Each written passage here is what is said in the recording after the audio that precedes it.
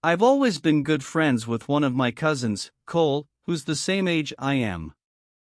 The two of us were not quite inseparable, but we always did get along very well together, and were often found together, both in school, as we'd always wound up in the same class together throughout elementary school, and outside of it. When we were 12 and in the 6th grade, I was hanging out with Cole on a Friday afternoon around the later part of May, and we were psyched at the start of the weekend. We'd wound up at his house, since he didn't live too far from me, and at one point my mom called to say that our grandpa was in the hospital.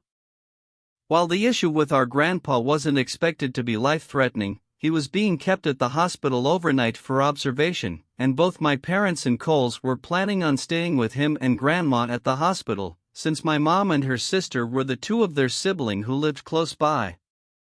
I was told that I was given the okay to stay at Cole's house for the night, with Cole's 15-year-old brother Hunter being in charge while our parents were out.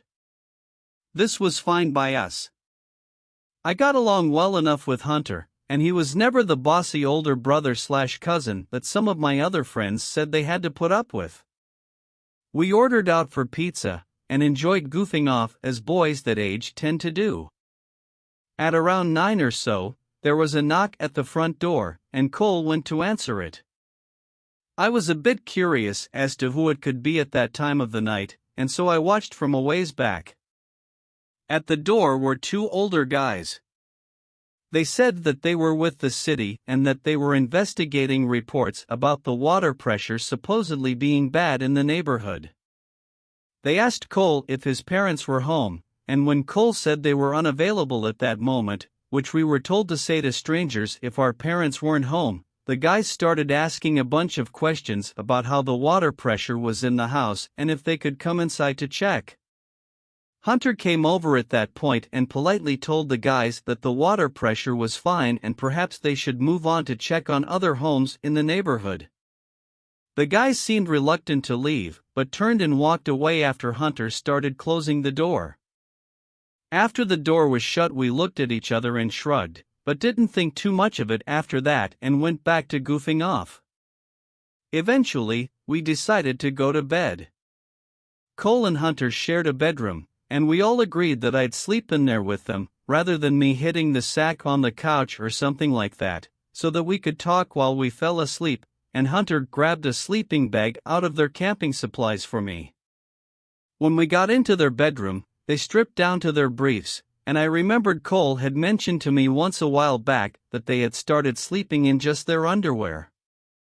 Since I hadn't originally planned on staying the night, I hadn't brought anything with me from home as far as overnight stuff, but since I wasn't in the mood to sleep in my clothes, I stripped down to my briefs as well, though I felt a bit embarrassed, even though we were all guys there and I knew they wouldn't say anything or be judgmental. They climbed into their beds and I quickly crawled into the sleeping bag, and after talking for a while about random stuff we eventually fell asleep. Early the next morning I got up because I had to pee, and so I quietly got out of the sleeping bag and went and did my business in the bathroom. On the way back to the bedroom I heard something in the family room, which was on the opposite end of the house from the bedrooms and particular bathroom I was using. I didn't pay too much attention to it at the time, thinking it must be either Cole or Hunter, until I got back into the bedroom and realized that both of them were still in there. Trying not to panic, I woke them and told them that I thought someone was in the house. They quietly followed me, and the moment we walked into the family room we saw the two guys from the night before in there, and it was rather clear they were robbing the place. One of them started moving towards us as he pulled out a wicked-looking knife. The three of us promptly raced to the front door, somehow managed to get it unlocked and open, and we fled outside. As luck would have it, a cop was driving by at that particular moment. We quickly flagged him down and told him about the two guys in the house. The cop called for backup, and within a couple of minutes several other cops were there, and they proceeded to enter the house, and after some searching they caught the two guys. The cops figured out that the two guys must have entered from a window in the laundry room that had a broken latch, and had probably targeted that house because, while it wasn't empty, they'd probably realized that there were no adults there and figured that if we discovered them, we could be more easily dealt with than adults. To add insult to injury, while we were waiting outside while the cops searched the house, both to get the two guys and make sure that there was no one else with them, some of the neighbors came out to see what the commotion was about, and this included some kids who went to the same school as Cole and me, including a few who were in our 6th grade class with us. It was during that time that the three of us realized that we'd never had the chance to get dressed, so, just like in the stereotypical nightmare, we had to stand outside in full view of everyone in just our briefs for what seemed like forever before being allowed back inside. When we went back to school on Monday, Cole and I had to put up with more than a bit of snickering, stares, and ribbing for the next few weeks until school ended for the summer. When I was 14, I had a close friend named Emily, and we had a tradition of having sleepovers at each other's houses every weekend. One Friday evening, it was my turn to host the sleepover. My parents were away for the weekend, so it was just Emily and me in the house. We spent the evening playing board games, watching scary movies, and sharing ghost stories. As the night grew darker, we began to hear strange noises coming from the attic. Creaks, thumps, and faint whispers echoed from above. At first, we dismissed it as our imagination running wild, blaming the eerie stories we had told each other.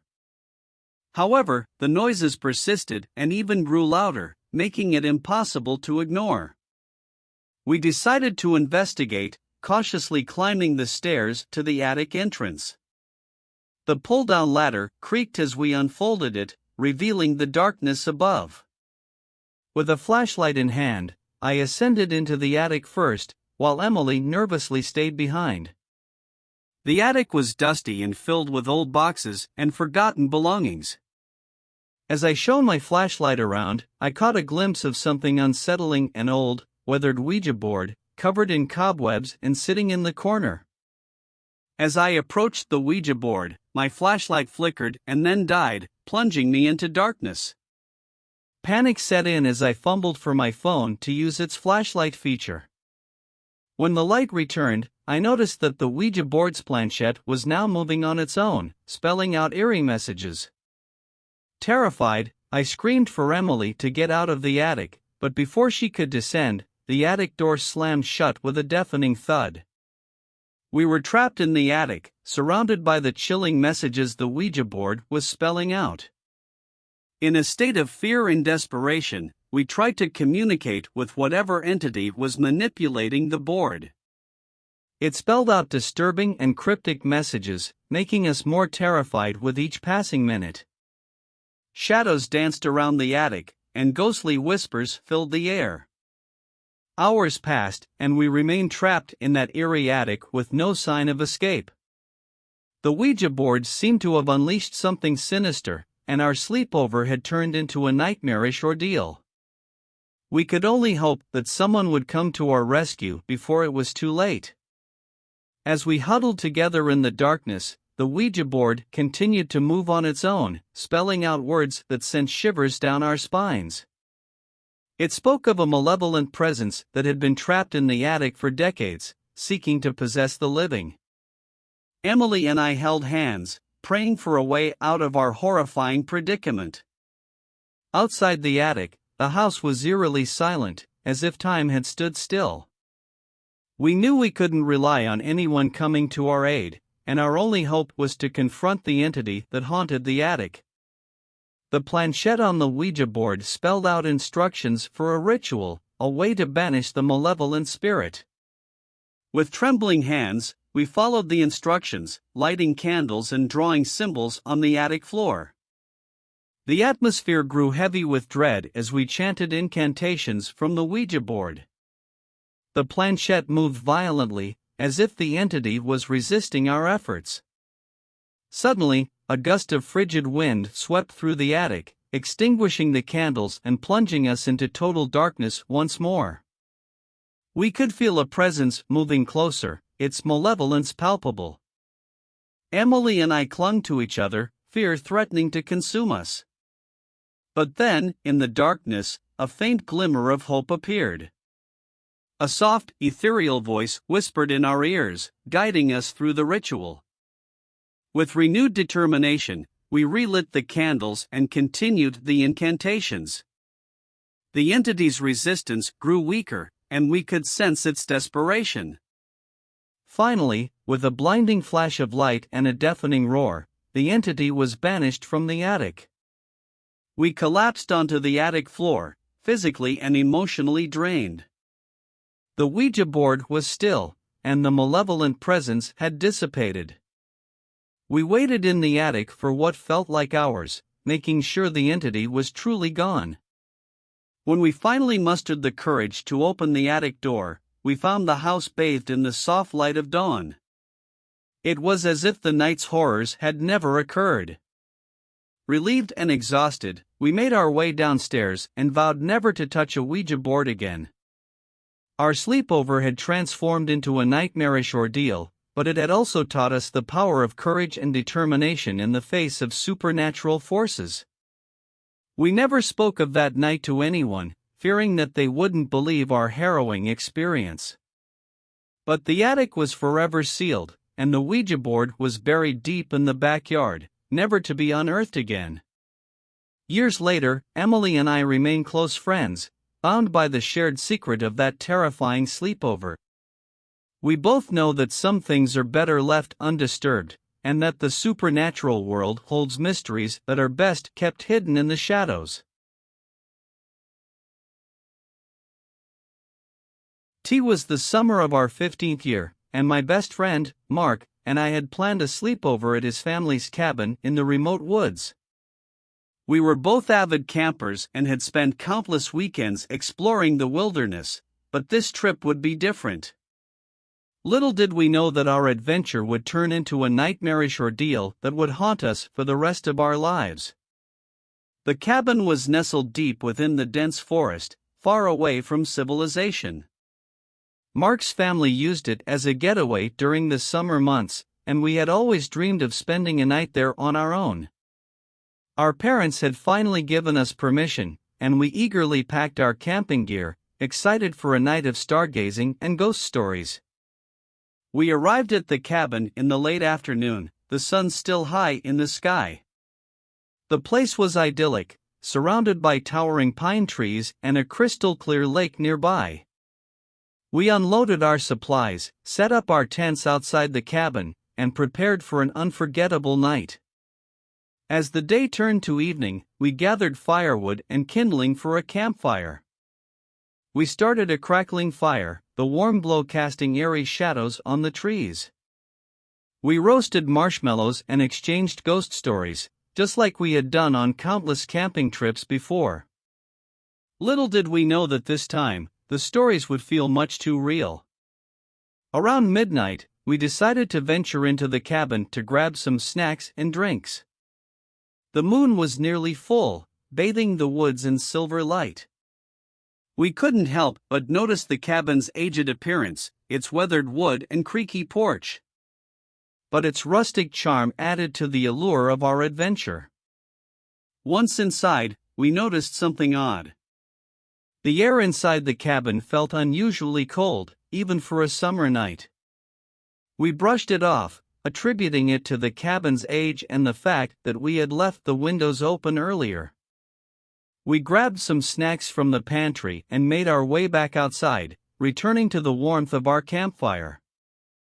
As the hours passed, the chill in the air seemed to intensify. It was as if the temperature was dropping rapidly. We checked our thermometers, but they read normal temperatures for a summer night. Mark and I exchanged uneasy glances, the atmosphere around us growing increasingly unsettling. The wind rustled through the trees, carrying with it a faint, eerie whisper. We strained our ears to listen, but the words were unintelligible, like the murmur of distant voices. We dismissed it as the wind playing tricks on our minds and continued our ghost stories. Around 2 a.m., the situation took a darker turn. The campfire began to flicker and sputter, its flames turning an unnatural shade of blue. Mark and I stared at it in disbelief, unsure of what could be causing such a phenomenon. It was as if some otherworldly force was at play. The whispered voices in the wind grew louder, more insistent. We could now make out words, faintly calling our names. Mark. Tom. Come to us. The voices seemed to come from the direction of the lake, and an icy dread settled in our hearts. We decided to investigate, grabbing our flashlights and heading toward the water's edge.